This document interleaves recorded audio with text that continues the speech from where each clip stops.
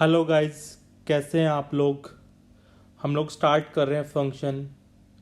Calculus का सबसे पहला चैप्टर काफ़ी इम्पोर्टेंट टॉपिक है।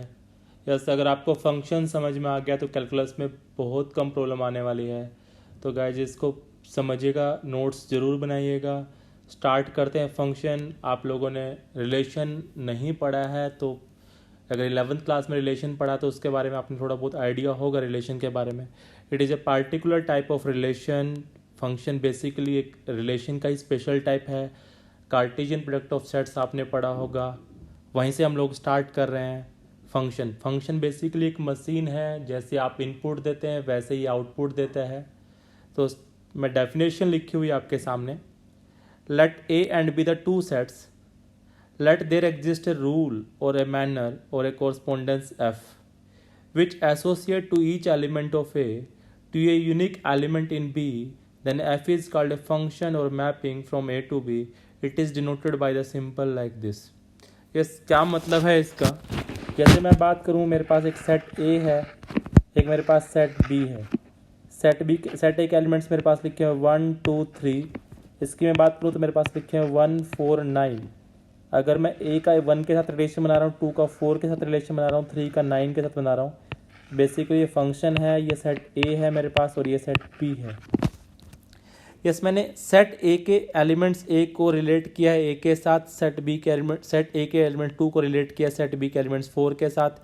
यस, दोनों के अंदर मैं रिलेशन देखूँ तो मेरे पास मैं F X is equal to क्या रिलेशन लगा सकता हूँ, एक्स स्क्वायर एक रिलेशन लगा सकता हूँ कि जो दोनों मैंने एक रूल के। यस, इसमें लिखा हो कि फंक्शन क्या होता है, कोई रूल होता है, ये क्या होता है, कोई मैनर या कोई तरीका होता है या कोई कोरस्पोंडेंस होता है जिसके तहत हम लोग ए को बी के साथ क्या करते हैं, रिलेट करते हैं। ठीक है, तो मैंने यहाँ पर F X is equal to X square के साथ किया कि मैंने फर्स्ट एलिमेंट्स का स्क्वेयर किया, सेकंड का मैंने स्क्वेयर किया, थर्ड का मैंने स्क्वेयर किया। तो यहाँ पर लिखा हुआ है कि यूनिक एलिमेंट बी एलिमेंट के साथ यूनिक के साथ होता है। यस, आप एक बार इसकी इंग्लिश डेफिनेशन समझ लीजिए, मैं बाद में इसको समझाता हूँ एक्चुअली बेसिक फंडा होता है क्या है फंक्शन का। यस, एक डेफिनेशन और लिखी हुई है। Relation R from set A to set B is called function if each element of A is associated with some element of B. Yes, function क्या बोलता है, अगर आप इनपुट देंगे, यस अगर कोई फंक्शन में आप इनपुट देंगे तो आपको आउटपुट मिलेगी ही मिलेगी।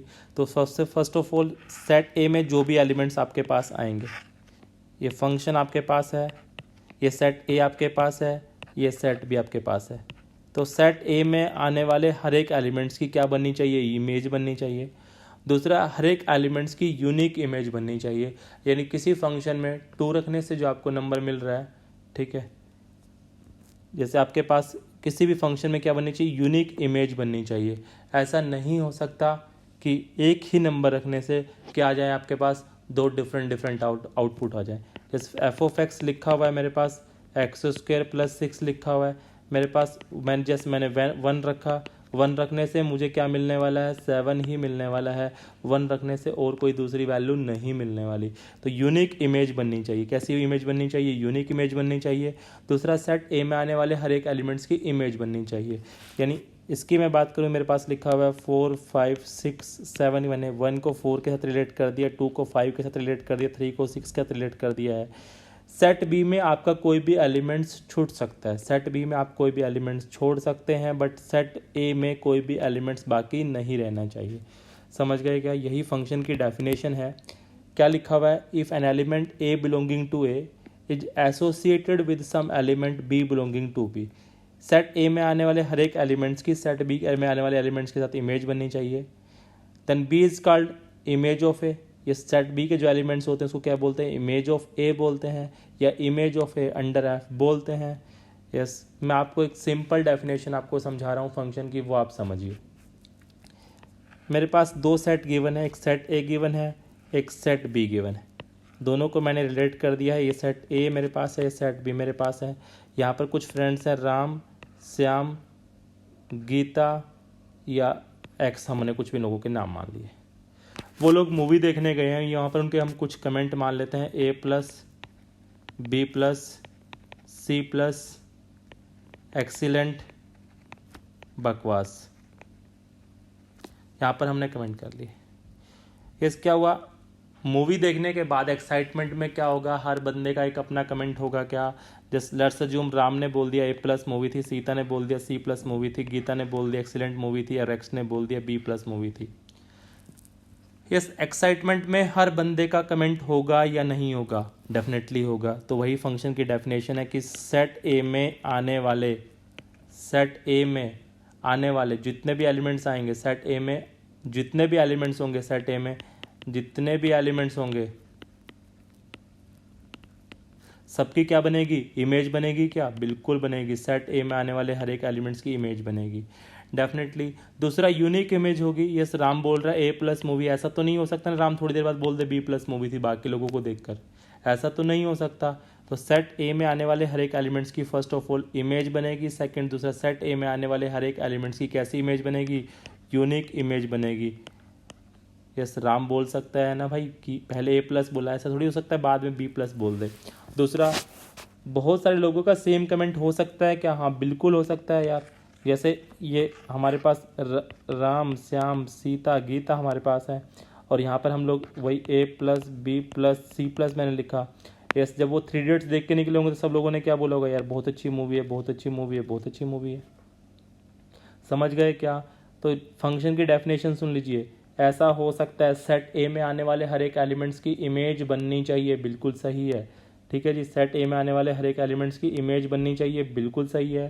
सेट बी में आने वाले कोई भी एलिमेंट्स बाकी रह सकता है, क्योंकि यहाँ पर बहुत सारे ऑप्शंस हो सकते हैं, तो सेट बी का एलिमेंट्स रह सकता है।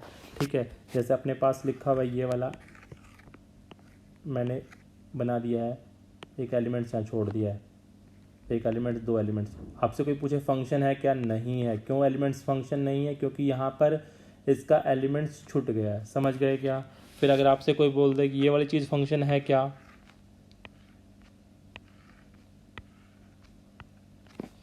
यस, नहीं है फंक्शन। क्यों फंक्शन नहीं है? क्योंकि एक आदमी के कितने कमेंट हो गए हैं? 2 कमेंट हो गए हैं। ऐसा नहीं हो सकता, एक आदमी के 2 कमेंट नहीं हो सकते। यस, अगर आपसे कोई बोले ये वाली चीज़ फंक्शन है क्या?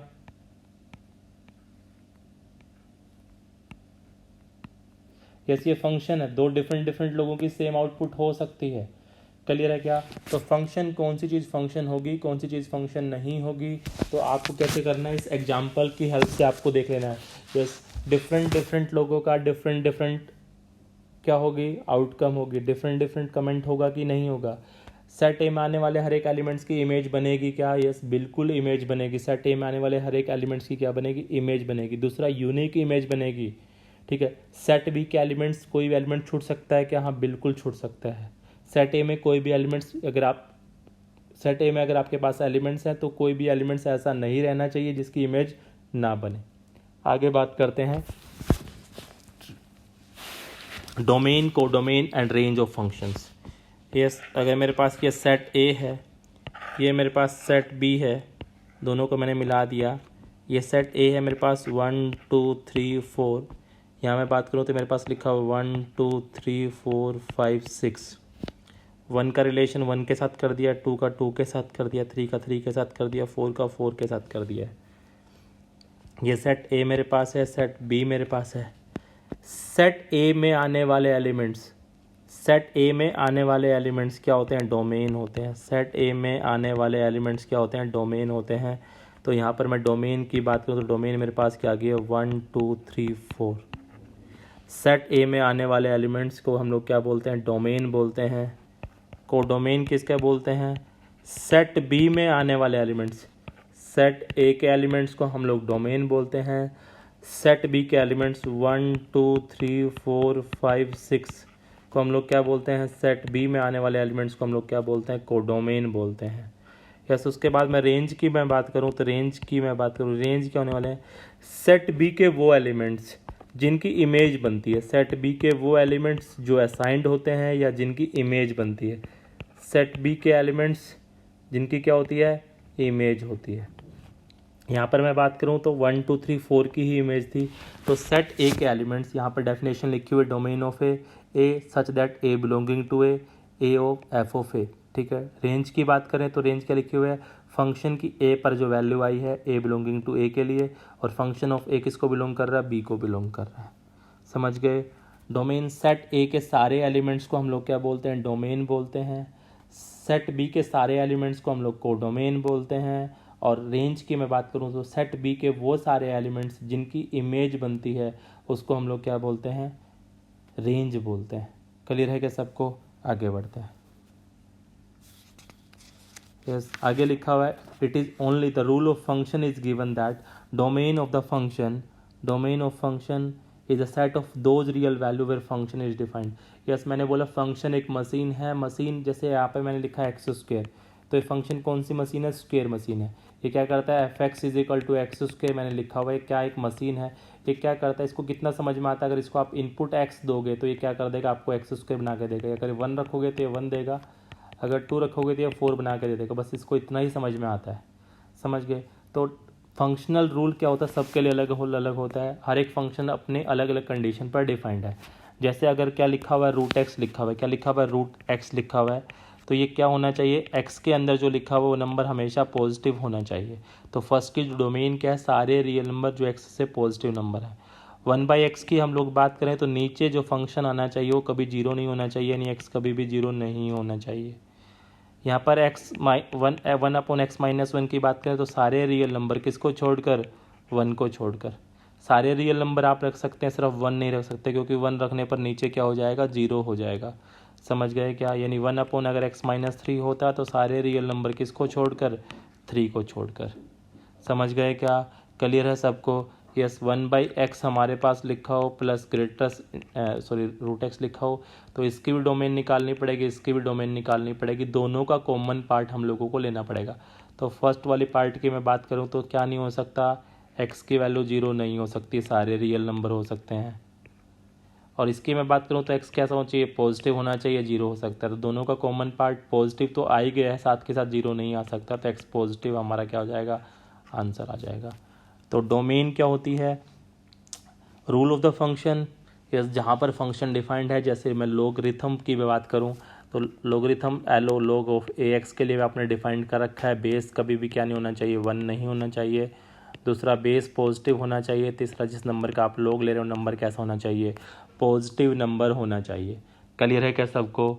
यस, आगे बात कर लेते हैं। नेक्स्ट लिखा हुआ, it should be noted that range is a subset of codomain. Yes, मैं बता चुका हूँ आपको। यस, ये हमारे पास सेट ए एलिमेंट्स है, ये हमारे पास सेट बी है, दोनों को मैंने मिला दिया है। तो सेट यहाँ पर जो हमारे पास कोडोमेन होगी, यानी ABCD, अगर हमारे पास ABCD हमारे पास क्या है, कोडोमेन है, तो जो रेंज आएगी वो हमेशा क्या होगी, इसका सबसेट होगा। क्या होगा इसका क्योंकि हमारे पास सेट बी के सारे एलिमेंट्स तो कोडोमेन होते हैं, बट सेट बी के वो एलिमेंट्स जिनकी इमेज बनती है उसको हम लोग क्या बोलते हैं, उसको हम लोग रेंज बोलते हैं। तो इसलिए रेंज हमेशा जो होगी वो सबसेट होगा किसका, कोडोमेन का। क्लियर है सबको? आगे बढ़ते हैं। नेक्स्ट लिखा हुआ है, if f and g be the two functions with domain d1 and d2 then function f plus g, f minus g, f g and f plus c defined as। मैंने सबसे पहले प्लस वाले के लिए लिखा है, अगर आपके पास दो फंक्शन लिखे हुए हैं एफ एक्स प्लस जी एक्स, एक एफ एक्स फंक्शन है जिसकी डोमेन d1 है, एक जी एक्स फंक्शन है जिसकी डोमेन आपके पास d2 है, और अगर आप क्या चाहते हैं एफ एक्स प्लस जी एक्स निकालना चाहते हैं और आपसे इसकी डोमेन पूछी जा रही है, तो आप क्या करें, पहले वाले की डोमेन निकाल लें, दूसरे वाले की डोमेन निकाल लें और दोनों का क्या कर लें, आप इंटरसेक्शन ले सकते हैं। सिमिलरली यहाँ पर मैं बात करूँ तो एफ माइनस जी एक्स फंक्शन की बात करें तो यानी आप एफ एक्स माइनस जी एक्स निकालना चाहते हैं, तो सिमिलरली यहाँ पर भी d1 माइनस d2 का आप क्या कर लें, इंटरसेक्शन निकाल लें। ठीक है जी। थर्ड की हम लोग बात करें कि अगर एफ एक्स फंक्शन और जी एक्स फंक्शन है, आप दोनों की मल्टीप्लाई करना चाहते हैं, तो आप एफ एक्स की अलग से डोमेन निकालें d1 और जी एक्स की अलग से डोमेन निकालें d2, और आप एफ एक्स इंटू जी एक्स की डोमेन के लिए आप क्या करें, d1 इंटरसेक्शन d2 आप निकाल लें। दोनों का कॉमन वाला पार्ट जो है आपका क्या हो जाएगा, आंसर हो जाएगा। समझ गए आप लोग? आगे बढ़ते हैं। नेक्स्ट की बात करें तो एफ एंड जी दो फंक्शंस हैं, तो अगर आप दोनों फंक्शन को डिवाइड करना चाहते हैं एफ एक्स और जी एक्स फंक्शन को, फर्स्ट की डोमेन d1 है, दूसरे की डोमेन d2 है, तो दोनों का कॉमन पार्ट तो निकाल लें। साथ के साथ इस बात का भी ध्यान रखें क्योंकि नीचे वाला जो फंक्शन है जी एक्स वो कभी 0 ना होने पाए। वो वाला पार्ट भी आपको हटाना पड़ेगा, जहाँ पर नीचे वाला फंक्शन क्या हो जाएगा, आपका 0 हो जाएगा। क्लियर है क्या सबको? आगे बढ़ते हैं। नेक्स्ट हम लोग बात कर लेते हैं ग्राफिकल और वर्टिकल लाइन टेस्ट। हम लोग किसी फंक्शन को चेक करने का कि कोई चीज़ फंक्शन है या नहीं है। ठीक है जी।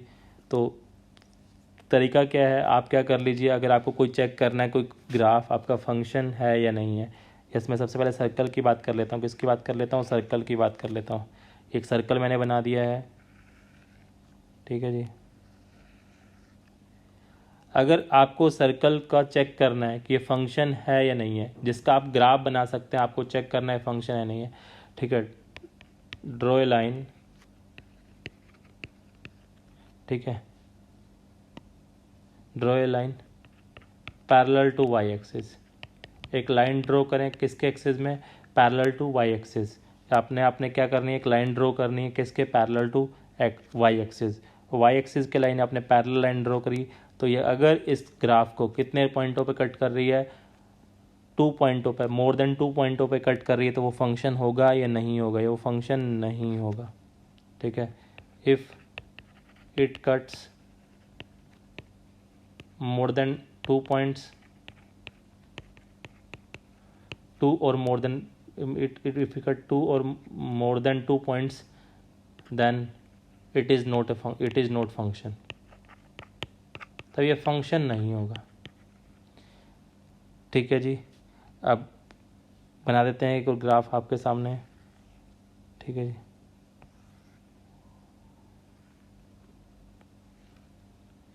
अब आपसे पूछा जा रहा है फंक्शन है या नहीं है, तो फंक्शन के लिए आप क्या करेंगे? लाइन खींचेंगे पैरेलल टू वाई एक्सिस। कितने पॉइंटों पे कट कर दिया? 2 पॉइंटों पे। ये फंक्शन है क्या? नहीं है। क्लियर है क्या सबको? ये फंक्शन है या नहीं है? ठीक है जी, आगे बात कर लेते हैं। ठीक है जी, ये फंक्शन है या नहीं है? ये मैंने पैराबोला ड्रॉ कर दिया है, लाइन खींची parallel to X axis. Yes, क्या देख पा रहे हैं कितने पॉइंटों पे कट किया? 1 पॉइंट पे कट किया। तो फंक्शन है क्या? यस, बिल्कुल फंक्शन है। ठीक है जी।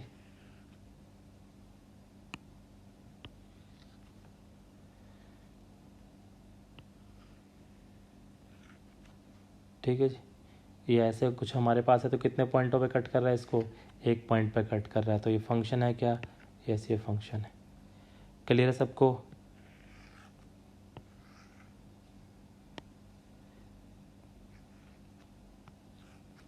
अगर कोई पूछे ये फंक्शन है क्या, कितने पॉइंटों पे कट किया? 1 पॉइंट पे कट किया, ये फंक्शन है क्या? यस, फंक्शन है। क्लियर है सबको? हम लोग बता सकते हैं कोई चीज़ फंक्शन है या नहीं है। बस क्या करना है, आपको ग्राफ ड्रॉ करना है, और हम लोग इसको बोलते हैं वर्टिकल लाइन टेस्ट। आपको क्या करना है, उस ग्राफ के पैरेलल टू वाई एक्सिस एक लाइन ड्रॉ करनी है। अगर वो मोर देन 2 या मोर देन पॉइंट्स पे कट कर रही है, तो वो फंक्शन होगा। अदरवाइज 2 से कम पॉइंट पे कर रही है तो फंक्शन होगा, अदरवाइज वो फंक्शन नहीं होगा। समझ गए क्या? क्लियर है सबको? यस। अब हम लोग पढ़ेंगे types of function next class में।